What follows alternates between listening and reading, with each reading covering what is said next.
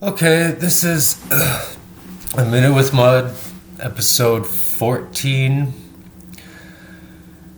The end of Mud Shattered Operating System. Because I'm done rehashing things and clearing everything.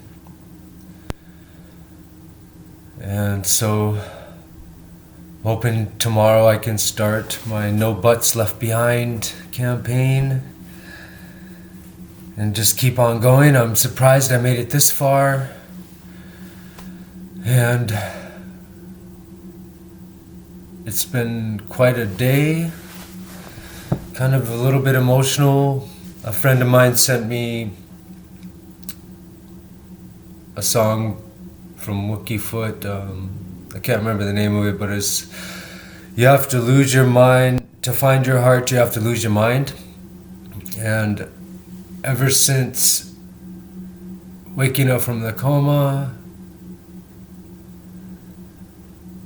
everything I've been doing has been a mind-losing situation to begin with because of all the unlearning, learning and unlearning, learning and unlearning. Just a repetitive cycle of angst and frustration, happy, sad, bipolar, whatever you want to call it. I call it post-traumatic growth. I do my best to call it post-traumatic growth because it's like people tell you to live your dreams, people tell you to be happy, people tell you to do what you want to do, and all I have ever wanted to do is help people. I've always wanted to see people, everybody, whether I agree with what they're doing or not, I would like to see their insides, their soul radiance, their shine. And so all I really want to do is help people. And then everybody tells me to help myself, and that you have to take care of yourself first. And I'm still lost. I have such a hard time with that because all I really ever want to do is help people. That's all I want to do. There's a book, Marcus Aurelius, I think, did it, called The Obstacle is the Way. And so I've overcome a lot of obstacles, things that a lot of people couldn't even imagine. And in a sense, I'm happy that I made it, as long as I have. And then in another sense, I think what about the love a baby can only see, that untouched, untainted brilliance that we were always forgetting about in a day-to-day do this, do that, social masks. And so what it'd be like to be happy, what it'd be like to be sad. There's fight, flight, and freeze. Every single one of those state of minds I'm tired of. I've been tired so many times. Suicidal most of my life. I suppose being born in a mental institution wasn't exactly the best start, and with, all the abuse and the trauma bonding that my parents had throughout my life, being the oldest, having to deal with everything first.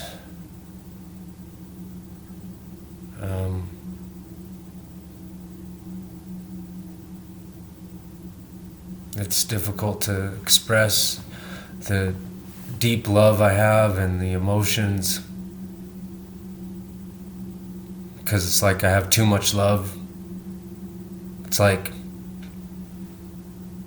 being happy when I'm really happy. I'm really happy, and it's a rare thing nowadays because of so many blockages and wounds and trust issues. But when I'm really happy and I see everybody else being envious or wanting to be that or not happy, that just makes me sad. It makes me sad to be happy. So, I've been getting a lot of be happy, just be happy messages, and to me that's like toxic positivity, because you can't fake it. People say to fake it and then you'll get there and all that. There's no fake. There's no fake. There's just being, just is or just isn't. And there's so many people in pain all over the place. The only reason I even wanted to help was because I wanted to have friends. And the more advanced, the more aware, I guess, the more conscious that I get, the more distant I am from so many people. It feels like, I mean, maybe they appreciate me, but like one of my old buddies, he was a high school kid in Hood River, and he would wake me up with some 80s music. I can't remember the song. It was a pretty funny song, but some kind of love something. And I remember him telling me once that he doesn't know what to say. After I spoke, after I'd speak my wisdoms, and it comes through you, not to you, was one of them. And then as you. And he would just say, I don't know how to respond. I appreciate the things you say, but I don't know how to respond to that. And it makes me feel so, like, alone. I love having intellectual conversations with people. And it's just so difficult, because here now everybody's dealing with this whole corona virus thing, and it's annoying. To me, it's annoying. You've got people that are in the medical field who take this thing so seriously, or like doctors are curers, and people that know better. And then you have people that are like, well, it's just fear. Everybody's just scaring everybody. So there's truth on both sides. There's truth on every corner you look, and there's a lie everywhere you look. And the more conscious I get, the more I just don't want to be here anymore. And I know that I need to be, because I don't feel like I've completed everything, or that I haven't given it my all in like a third wave of humanitarian efforts. I felt like when I became homeless again, when I left my ex and the kids and became homeless again, I felt like that might have been my third wave, but it wasn't. It was fear, and it's like when something terrible happens and you become like traumatized, but you're in PTSD mode, and PTS growth mode, I call it. Just because I'm more aware about there is an answer, that it's figure outable, like Marie Forleo says in her book. I haven't read it yet, but it was just like a vengeance, like Frank Sinatra saying, the best revenge is massive success, which I agree with. It's just still not. How are you happy? How can you be happy about your own success? Because I was super successful until I went back down. I started drinking and hanging out with the wrong influences again, and totally not ignoring, but not even being aware. I didn't be able to see that these people really did want to help me, and I didn't believe them because of my trust issues and my own independence. Like, nobody's getting in here. Nobody's touching my heart again. Nobody's messing with me. I'm just gonna love. I'm just love. I'm just gonna give. The Way of the Superior Man by David Data talks a lot about different levels in giving, and it's a little bit dating crap. Now be cocky and funny and all that stuff. your inner game reflects your outer game, all that advice.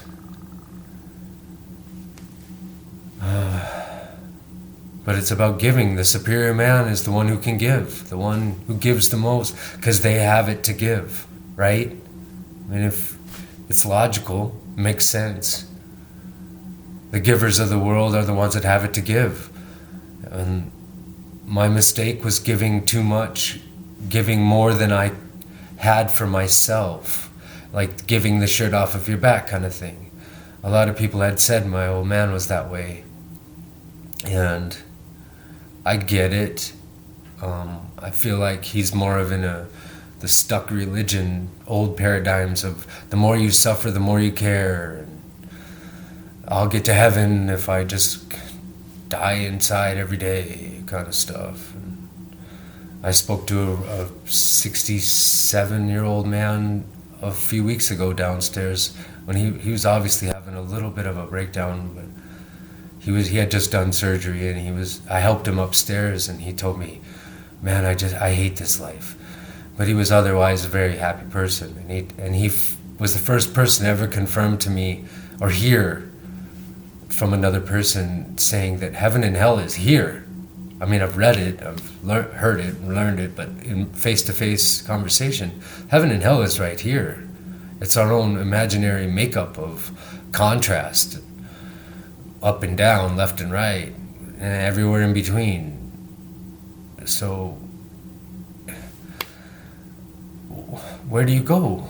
What do you do? Where do you go? What direction do you take?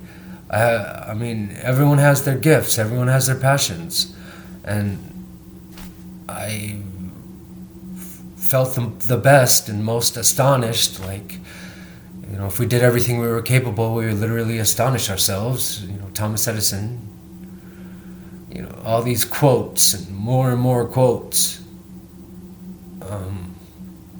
The most times I've felt astonished is when I was able to find answers to how I can create that Planet Perfect Days moonshot of Project Planet Perfect Days, the PP Days, the game,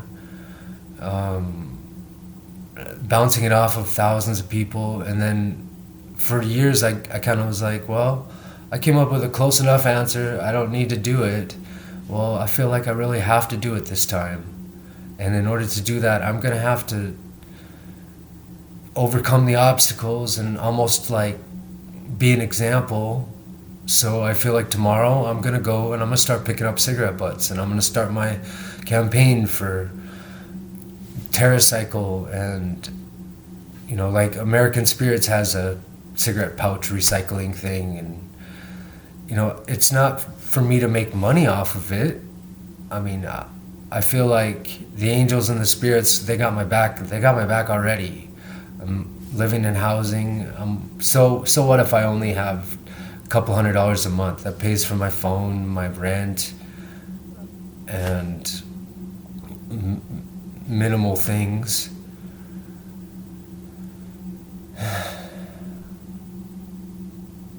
Otherwise, I keep putting my effort into things that aren't what I want to do. So I'm just going to have to cross my fingers and go with the third wave of my humanitarian, real blissful efforts. Like, I just want to make the world a better place. For what reason? Look at any child, look at any kids growing up.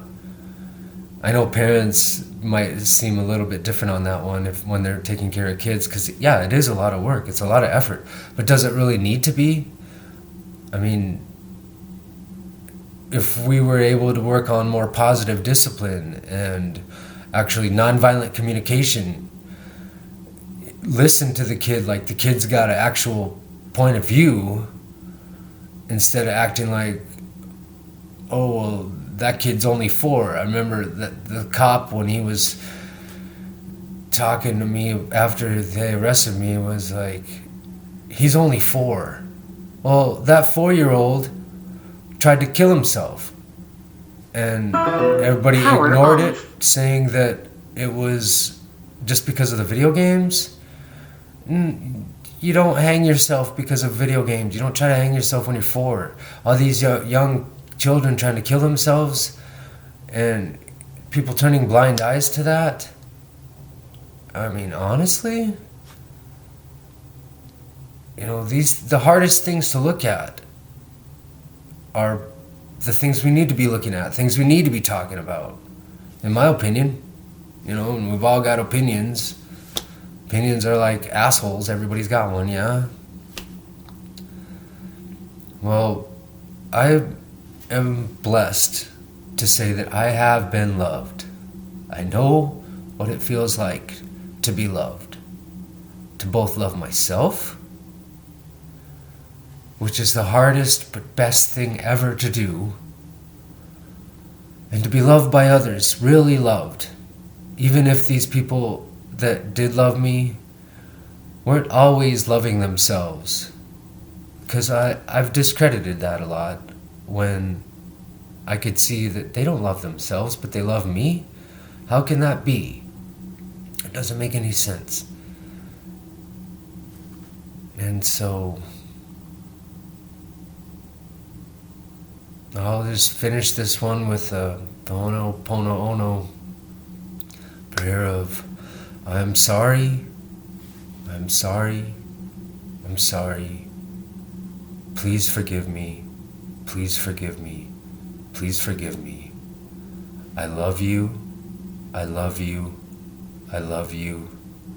Thank you, thank you, thank you.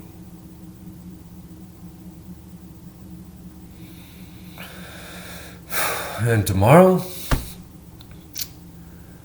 I'll see what I can do. See how many cigarette butts I can get, and if I can check my pocket change or ask someone to spare a dime to make a couple of copies so that maybe I can have the campaign up, have a crowdfunding situation going, because the metal boxes that TerraCycle has cost money. I'm going to ask for sponsorships. It's a start. And once I get the taxes, a couple $100, I can do the hosting and see if I can put up a affiliate store somehow and start doing podcasts for the products and just move forward from there.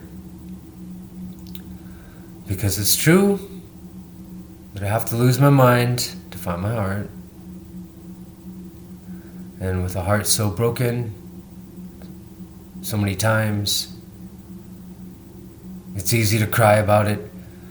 It's easy to get addicted to things and use substances. Like, I could just get high and be like, oh, I'm happy.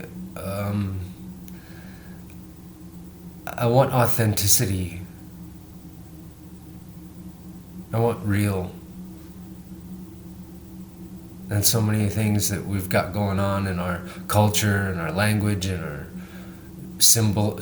symbology of everything, the judgments we place upon it, none of it is really real. And I know these things. I've like saying, the only thing I know is that I know nothing. Great, but saying that makes you, you're saying that you know something just by even saying that. So, I don't know, maybe figure out a way to develop some kind of coma therapy instead of this whole meditation. Just put people in a coma when they, medical coma, when things get out of control, or just like how ketamine is FDA approved now for depression, and they say you do a couple of bits of ketamine and you're going to be depression free for 6 months. And mushrooms and acid and LSD therapies, all of these things, there's no need for therapy. There's no need for therapy if the problem doesn't exist. So keep making problems, solve that problem, create another one. This has been going on for way too long, and we're much farther advanced than most of us even realize. And we're all beautiful, amazing, light beings.